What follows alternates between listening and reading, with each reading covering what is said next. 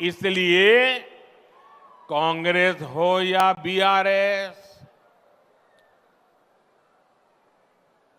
इनसे जितना बचेंगे, उनको जितना दूर रखेंगे, वही इसकी दवाई है। इसलिए 13 मई को आपको वोटिंग के दिन याद रखना है, बीजेपी को जिताना है। बीजेपी को बीजेपी को बीजेपी को बीजेपी को आप तेलंगाना में बीजेपी को जितनी ज्यादा सीटें देंगे, उतनी ही मेरी ऊर्जा बढ़ेगी। और ये जो शक्ति स्वरूपा का विनाश करने के लिए निकले हैं ना, उनकी रक्षा करने के लिए मुझे ताकत चाहिए। अब मैं विकसित भारत के लिए और ज्यादा परिश्रम करूंगा। आपको भरोसा है ना? मैं परिश्रम करूंगा, इस बात पे भरोसा है ना? क्या कभी मैंने मेहनत करने में कमी रखी है क्या? खुद को खपाऊंगा और कुर्सी की परवाह किए बिना आपकी भलाई के लिए जो जरूरी है वो निर्णय करूंगा।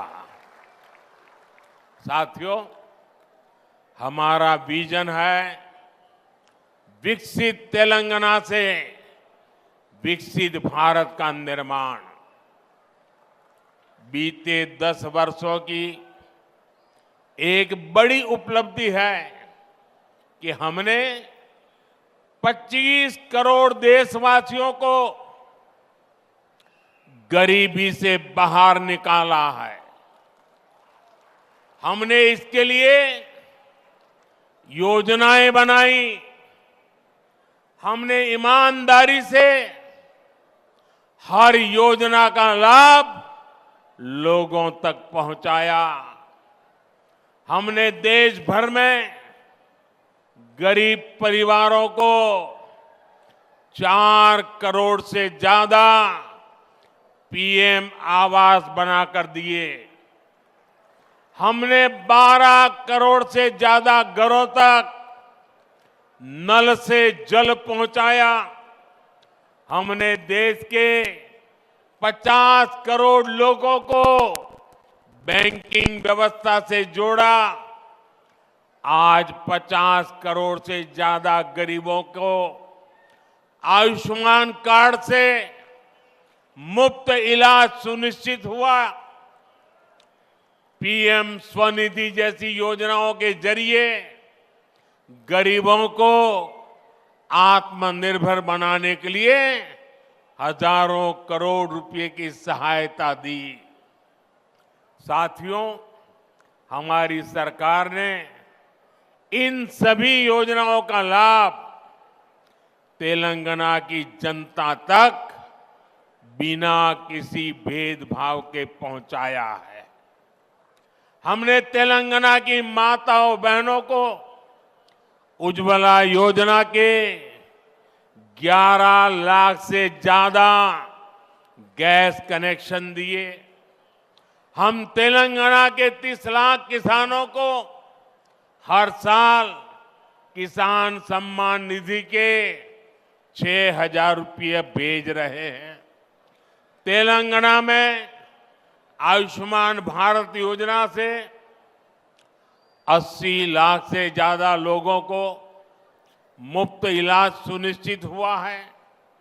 आज भी बीजेपी सरकार तेलंगाना के 2 करोड़ जरूरतमंदों को मुफ्त राशन की व्यवस्था कर रही है। अगर यहां तेलंगाना में बीजेपी की सरकार होती तो हम तेलंगाना को और आगे ले जाने में हमें सुविधा रहती, क्योंकि हम जनता को साथ लेकर चलते। साथियों, पिछले दिनों विधानसभा के चुनाव में आपने बीआरएस के प्रति जो गुस्सा था, किसी भी हालत में आप बीआरएस को खत्म करना चाहते थे, आपने वो काम कर दिया।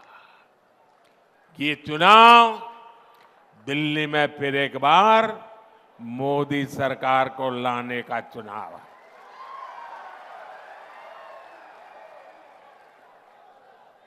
साथियों, हमने सिर्फ 10 साल में भारत को दुनिया की 5वीं बड़ी अर्थव्यवस्था बनाया है। हमने ये भी सुनिश्चित किया है कि इस प्रगति में हमारा किसान, हमारा श्रमिक वर्ग पीछे न रहे।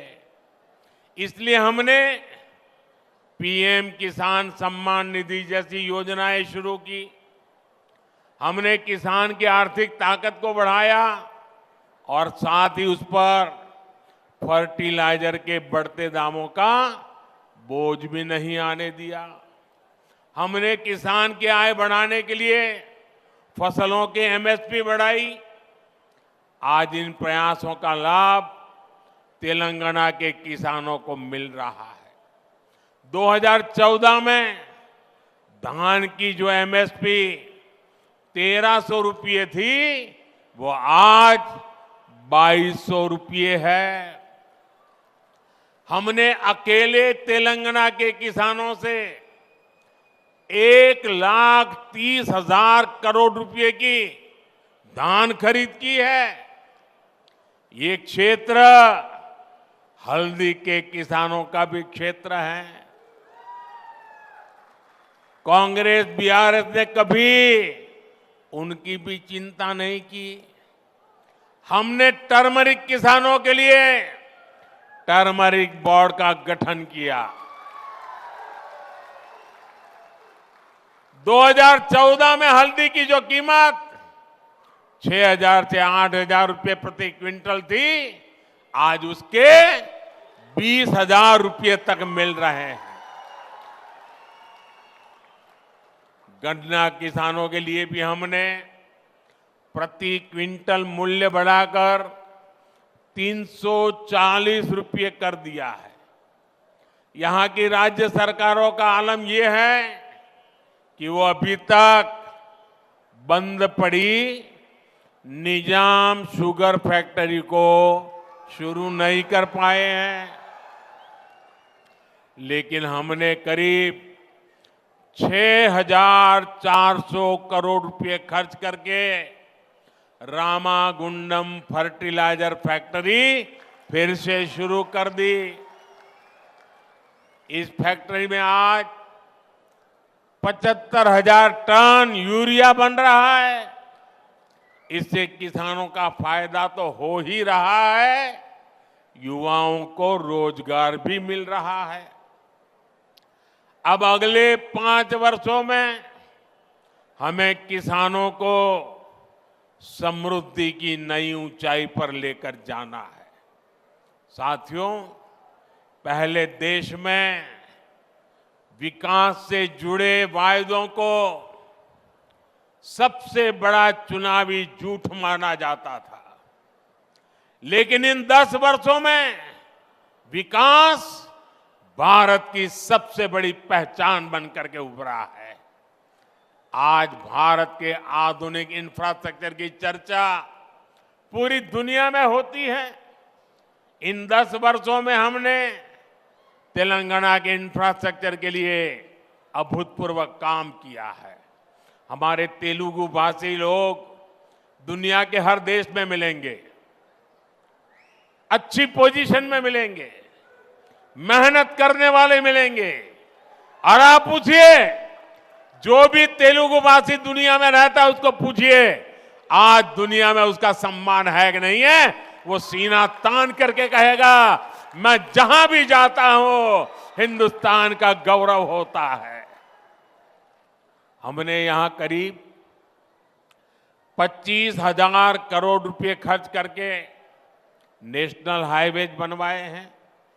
2014 तक तेलंगाना में सिर्फ 2500 किलोमीटर नेशनल हाईवे थे। जरा आंकड़ा याद रखिए, 2014 के पहले यानी देश आजाद हुआ तब से लेकर के 75 साल 70 साल जो भी है समय, सिर्फ 2500 किलोमीटर। ये उनका काम देखिए और ये मोदी का कमाल देखिए। हमने केवल 10 वर्षों में 2000 किलोमीटर नेशनल हाईवे बना दिए। करीमनगर से वारंगल के बीच 2,500 करोड़ रुपए के 4 लेन प्रोजेक्ट जैसे विकास के काम यहां हुए हैं। हम तेलंगाना के रेलवे स्टेशनों को भी आधुनिक बना रहे हैं, यहां वंदे भारत कनेक्टिविटी बढ़ा रहे हैं। साथियों, आने वाले 2 जून को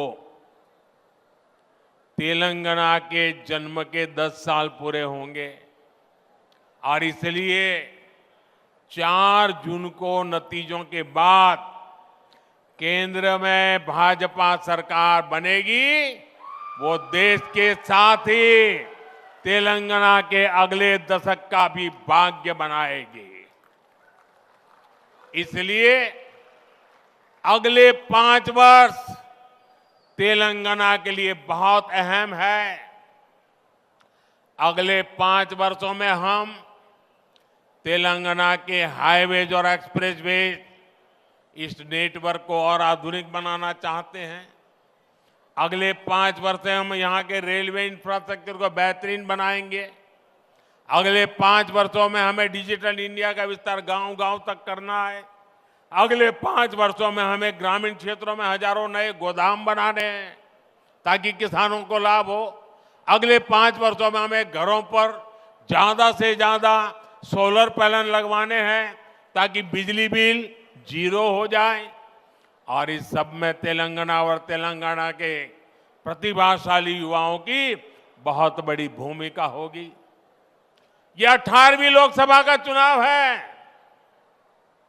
18 साल के ऊपर के हर युवा को विकसित भारत के लिए वोट करना है, विकसित तेलंगाना के लिए वोट करना है।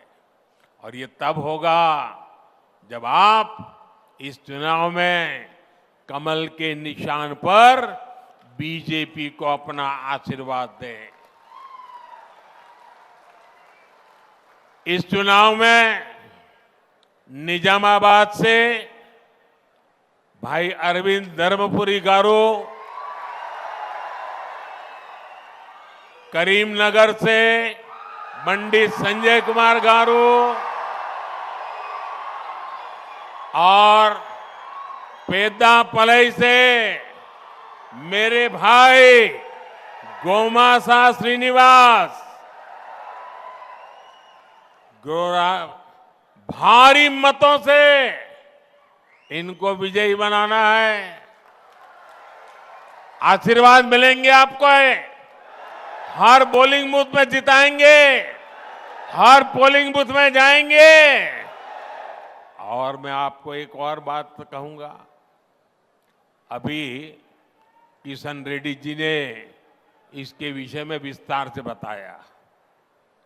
अब देखिए, मैंने एक हिम्मत की है। अब वो हिम्मत तो मेरी तब काम आएगी जब आप मेरी मदद करेंगे। करेंगे मदद? देखिए, मैंने मेहनत की है, हिम्मत भी की है, लेकिन आपकी मदद के बिना कुछ होना नहीं है। करेंगे मदद? देखिए, मैंने एक काम किया है, टेक्नोलॉजी की मदद से मैं अब तेलुगु में आपसे बात करना चाहता हूं।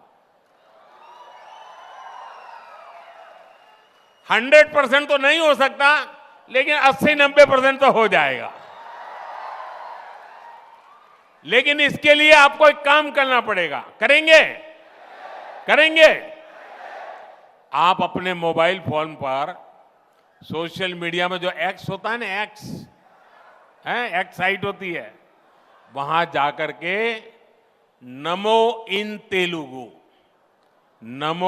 तेलुगु हैंडल पर जाइए तो वहां ये आपका सेवक आपसे तेलुगु में बात करेगा।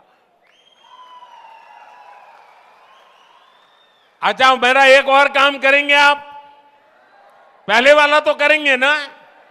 सब बताइए, करेंगे ना? जरा हाथ ऊपर करके बताइए, करेंगे ना? अच्छा, दूसरा एक काम करोगे? अभी मैंने ये हिम्मत की है, शुरुआत की है। अगर आप उसको सुन करके उसमें क्या क्या गलतियां रह गई है, उसमें क्या क्या कमी रह गई है, क्या मुझे बताएंगे क्या? आप मेरे टीचर काम करेंगे ना? मुझे सिखाएंगे ना तेलुगु? तो मुझे आपकी मदद चाहिए। मैं तेलुगु में आप लोगों से लगातार बात करना चाहता हूं और इसलिए मैंने टेक्नोलॉजी का उपयोग किया है।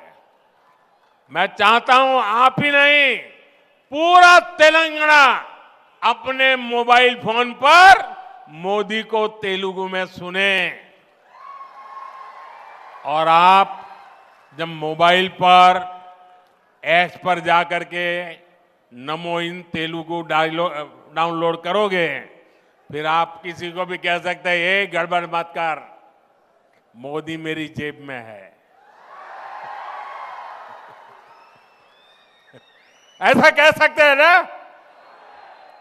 देखिए, ज्यादा से ज्यादा लोगों तक मुझे अपनी बात पहुंचानी है, उनकी भाषा में पहुंचाने का मैं प्रयास करूंगा।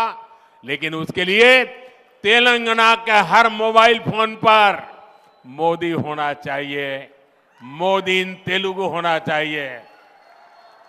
और मैं आपको गारंटी देने आया हूं, मैं विकसित तेलंगाना की गारंटी देता हूं दोस्तों। मुझे विश्वास है आप भी मुझे इस बार तेलंगाना में बीजेपी का परचम लहराने की गारंटी देंगे ना? आप भी मुझे गारंटी देंगे ना? देखिए, आपकी गारंटी के लिए आप अपने मोबाइल का फ्लैश चालू कीजिए, आपके मोबाइल का फ्लैश लाइट बनाइए। ये मुझे गारंटी देनी है आपको। आपके मोबाइल फोन की फ्लैश लाइट, हर किसी के मोबाइल की फ्लैश लाइट जलनी चाहिए। ये आपकी गारंटी है मुझे, ये आपकी गारंटी है मुझे। ये मेरे तेलंगाना के भाइयों बहनों की गारंटी है। मेरे साथ बोलिए, भारत माता की, भारत माता की, भारत माता की। बहुत बहुत धन्यवाद।